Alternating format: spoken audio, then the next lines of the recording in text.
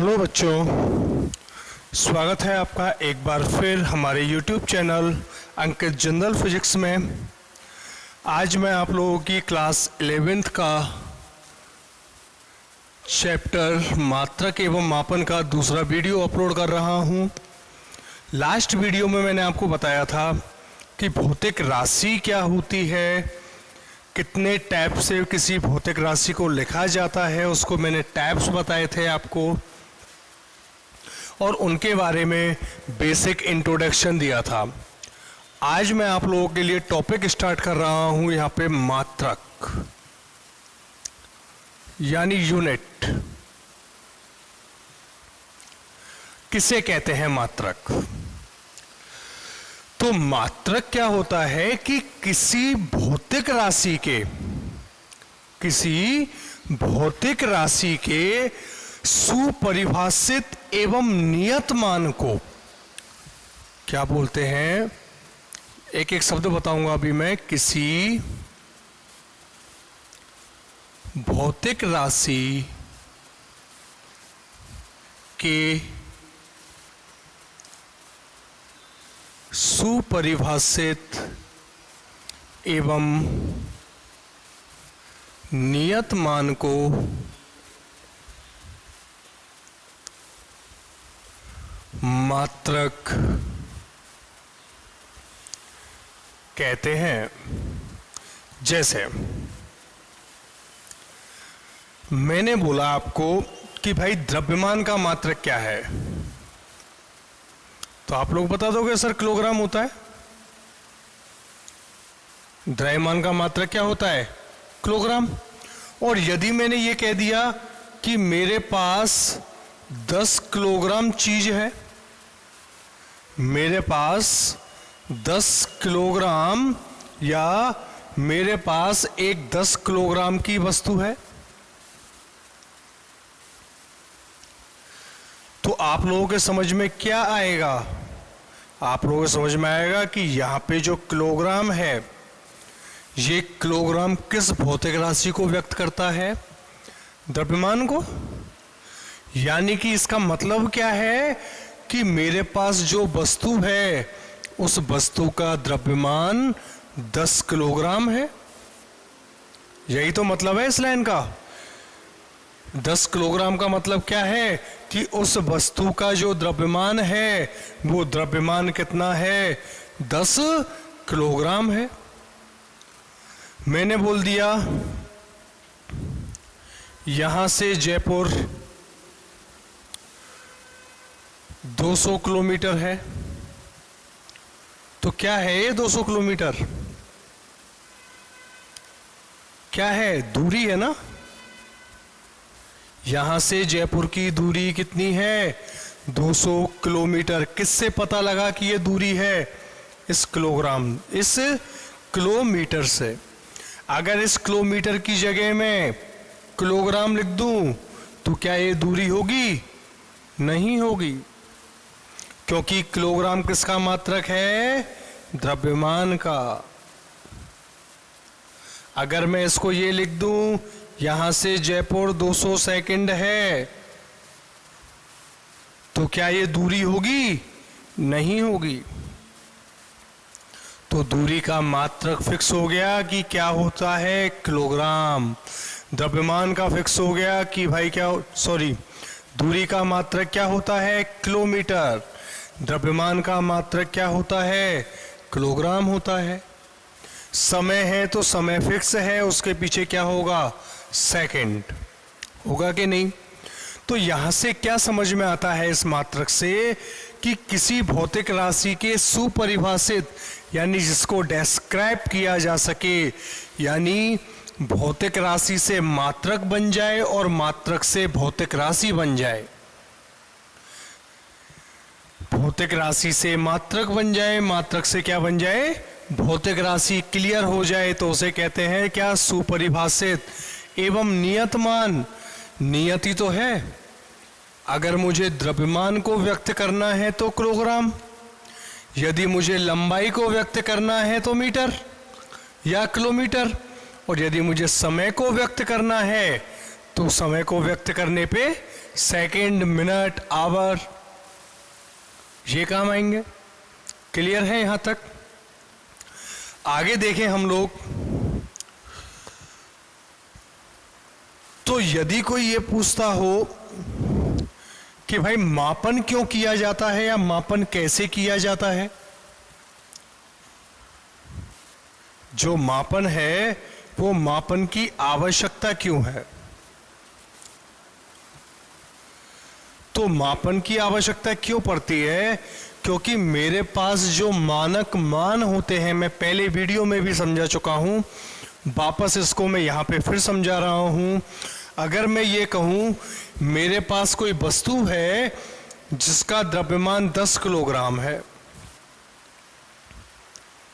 जिसका द्रव्यमान कितना है? 10 किलोग्राम। तो मैं क्या करता हूं, इस 10 किलोग्राम की तुलना करता हूं मेरे मानक मान से। मानक मान मेरे पास क्या होता है? 1 किलोग्राम। तो 1 किलोग्राम से जब मैं इसकी तुलना करूंगा तो ये 10 किलोग्राम 1 किलोग्राम की तुलना में 10 गुना है या नहीं? तो ये 10 क्या है, या ये 10 इसकी क्या है? मापन, यानी इसका आंकिक मान। तो हम लोग दोनों चीजों का पता लगा सकते हैं। यदि आंकिक मान का पता करना है तो भौतिक राशि ने जो मान दे रखा है उसकी तुलना हम उसके मानक मान से कर देंगे।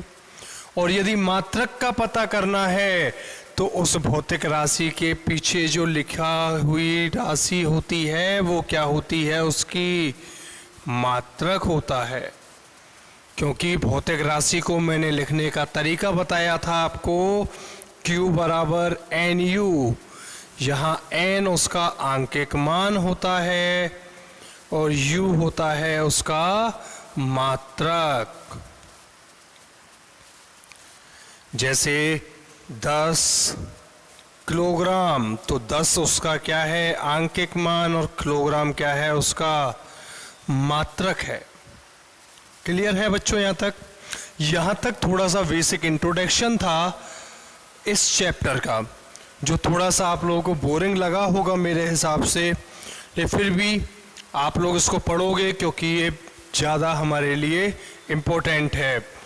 मकान की नींव ज़्यादा इम्पोर्टेंट होती है बजाय ऊपर की बिल्डिंग के। अगर नींव मजबूत है तो मकान मजबूत होगा, और यदि नींव कमज़ोर है तो मकान भी कमज़ोर ही होगा। इसलिए इन वीडियो को एक बार 2 बार देखें, समझें, और नोट्स में आप लोगों को व्हाट्सएप पे डाल दूंगा। ठीक है बच्चों? अब आते हैं हमारा बहुत इम्पोर्टेंट टॉपिक, और वो टॉपिक है इस मात्रकों के प्रकार। इन मात्रकों के प्रकार।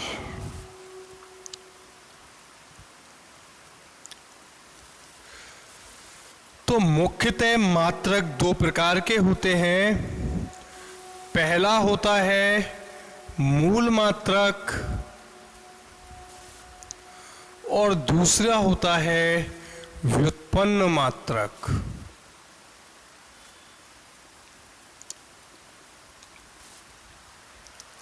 मात्रक मुख्यतः 2 प्रकार के होते हैं, पहला मूल मात्रक और दूसरा व्युत्पन्न मात्रक।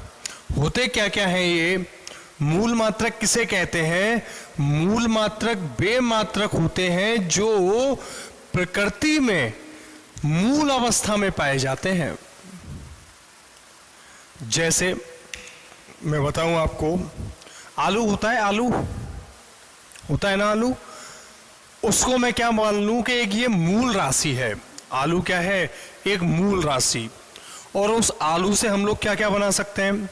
आलू की चिप्स बना सकते हैं, आलू की सब्जी बना सकते हैं, सूखी आलू की सब्जी बना सकते हैं, दम आलू बना सकते हैं, आलू का हलवा बना सकते हैं, आलू के पराठे बना सकते हैं, और बहुत सारी चीज़ें हम लोग उस आलू से बना सकते हैं। बना सकते नहीं बना सकते? तो आलू तो क्या हो गया? मूल राशि। मूल चीज ही तो है, जो प्रकृति में मूल अवस्था में पाई जाए। तो क्या मिल गई? मूल अवस्था में आलू मिल गया।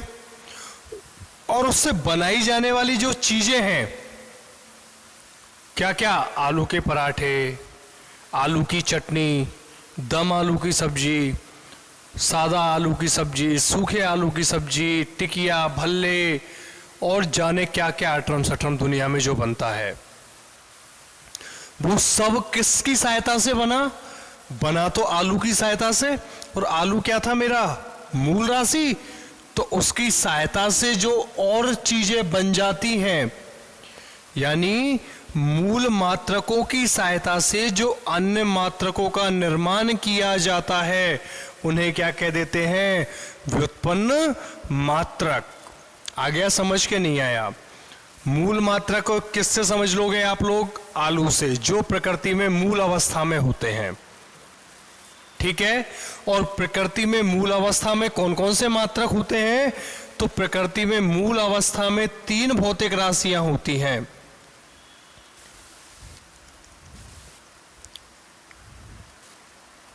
भौतिक राशि, उसका मात्रक और उसका संकेत। कौन कौन सी? पहली होती है द्रव्यमान, जिसको बोलते हैं हम लोग मास। दूसरा होती है लंबाई, जिसको बोलते हैं क्या? लेंथ। और तीसरी होती है क्या? समय, जिसको बोलते हैं हम लोग क्या? टाइम। तीनों को जानते हैं। द्रव्यमान को व्यक्त किया जाता है कैपिटल एम से, लंबाई को व्यक्त किया जाता है एल से, और टाइम को व्यक्त किया जाता है टी से। ठीक है बच्चों। द्रव्यमान का मात्रक क्या होता है? मात्रक होता है इसका किलोग्राम। संकेत होता है क्या? केजी, कैपिटल के और स्मॉल जी। लंबाई का मात्रक होता है क्या? मीटर, और इसका संकेत होता है क्या? Small M. ध्यान रखना, मीटर में स्मॉल एम और द्रव्यमान में कैपिटल एम। कंफ्यूज मत होना। जहां स्मॉल एम मिलता है तो वो व्यक्त कर रहा होगा किसको? मीटर को। और जहां कैपिटल एम दिख रहा है तो वो व्यक्त करता है उसके द्रव्यमान को। ठीक है। समय, टाइम का मात्रक होता है क्या? सेकंड, और इसका संकेत होता है क्या? एस। ये हमारे क्या हैं? ये हैं हमारे मूल मात्रक। मूल मात्रक हमारे कितने हैं? 3 हैं। कौन कौन से? द्रव्यमान, लंबाई और समय। द्रव्यमान, लंबाई और समय तीनों हमारे किन में आते हैं? मूल मात्रकों में आते हैं। किस में आते हैं? मूल मात्रकों में। जिसमें द्रव्यमान का मात्रक होता है किलोग्राम, किलो का के और ग्राम का जी, तो संकेत क्या बन गया? केजी। लंबाई का मात्रक होता है मीटर, जिसको व्यक्त करते हैं स्मॉल एम से, और समय का मात्रक होता है सेकंड, जिसको व्यक्त करते हैं एस से। तो ये तो क्या है? ये तो है मूल अवस्था में पाए जाने वाला आलू। ये तो क्या है? मूल अवस्था में पाए जाने वाला आलू है। अब जो हमको नई नई चीजें बनानी हैं, वो तो इस आलू की सहायता से ही तो बनानी है। जैसे आलू के पराठे बनाने हैं, आलू का हलवा बनाना है, जो कुछ भी बनाना है वो इन आलू की सहायता से ही तो बनाना है। तो आलू की सहायता से, यानी कि मूल मात्रकों की सहायता से जिन मात्रकों को बनाया जाता है या जिनका निर्माण किया जाता है, उन मात्रकों को बोलते हैं व्युत्पन्न मात्रक।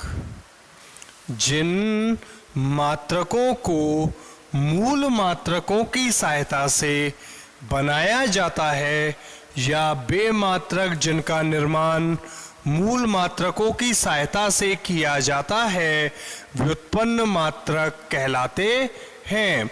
जैसे मैंने बोला भाई चाल, तो मेरे बच्चे समझ गए कि चाल का सूत्र होता है क्या, दूरी बटे समय।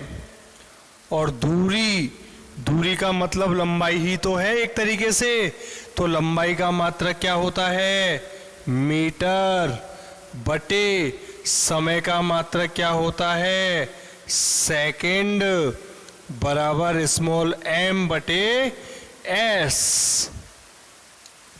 नया मात्रक बन गया ना चाल का। किससे बना, मूल मात्रकों से बना। किससे बना, मूल मात्रकों की सहायता से। हो गया निर्माण कि नहीं हुआ, बन गया ना आलू की सहायता से आलू का हलवा। ऐसे और देखें, वेग बराबर क्या होता है, पढ़ा है 9th क्लास में, विस्थापन बटे समय। विस्थापन भी तो एक प्रकार की लंबाई ही होती है, एक निश्चित दिशा में तय की गई दूरी होती है कि नहीं होती। तो विस्थापन का मात्रक भी क्या होता है, मीटर। समय का मात्रक क्या होता है, सेकंड। तो क्या बन गया मात्रक, मीटर बटे सेकंड। बन गया कि नहीं बन गया। और देखें, त्वरण क्या होता है, त्वरण वेग बटे समय। सूत्र पता होने चाहिए, 9th क्लास में पढ़े हैं हमने। क्या होता है, वेग बटे समय। क्या वेग मूल राशि है, नहीं है ना। तो वेग को अभी और तोड़ो, क्या बनेगा, वेग को और तोड़ा तो मैंने, वेग की जगह लिख दूं मैं क्या, विस्थापन बटे समय बटे पहले से जो समय चल रहा है वो समय। तो क्या बन गया, विस्थापन बटे समय का वर्ग। समय गुना समय बराबर समय का वर्ग हो गया। और विस्थापन का मात्रक मैंने क्या बताया आपको, मीटर, बटे समय का क्या हो गया, सेकंड। और सेकंड की घात कितनी है, 2। बन गया बच्चों यहां तक, या कोई प्रॉब्लम है हमको, नहीं है ना। तो हम लोगों ने क्या किया कि इन मूल मात्रकों की सहायता से जो नए मात्रक बनाए, उन मात्रकों को क्या नाम दे दिया मैंने, व्युत्पन्न मात्रक दे दिया ना। अब मैं आप लोगों को कुछ मात्रक, कुछ भौतिक राशियों के नाम लिख रहा हूं, जिनके मात्रक आप लोग बना के मुझे मेरे नंबर पर व्हाट्सएप करोगे। और मेरा नंबर आप लोगों के पास है पहले से कि नहीं है ना। कितना, 9694665685। आंसर लिखोगे, फोटो क्लिक करोगे और मुझे इस व्हाट्सएप पे सेंड करोगे अपने नाम के साथ कि आपका नाम ये है और आपने ये आंसर भेज दिए। ठीक है, भौतिक राशियां नोट कर लो। अब इनके जो फॉर्मूले हैं, अगर आप लोगों को आते हैं, 9th और 10th क्लास हम लोगों ने पढ़ी है, तो हम लोग फॉर्मूलों को याद करके डायरेक्ट बनाएं। और यदि नहीं आते तो मुझसे आप लोग पूछोगे फॉर्मूलों को, मैं आप लोगों को लिख के दूंगा। ठीक है बच्चों, अगली भौतिक राशि लिखेंगे। आप लोग क्या लिखोगे, बल, क्षेत्रफल,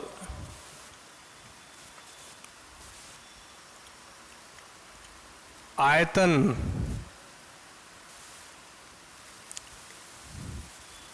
दाब,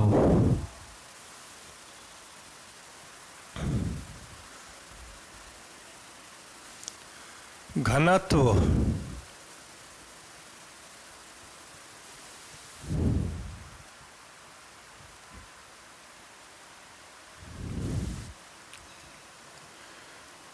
कार्य,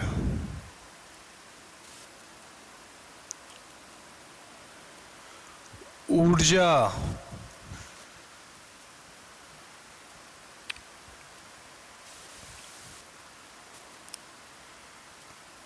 गतिज ऊर्जा,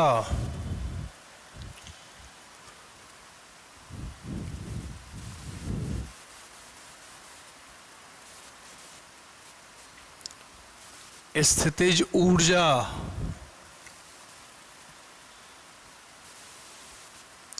शक्ति,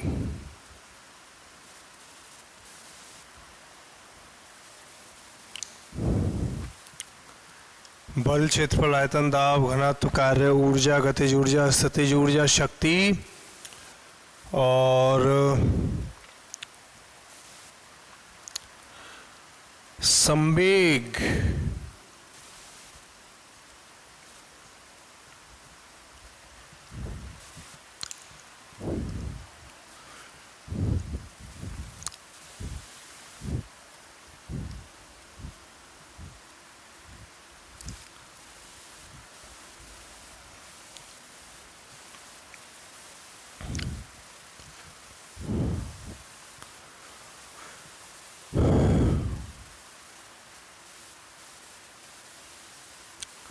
चलो बहुत है।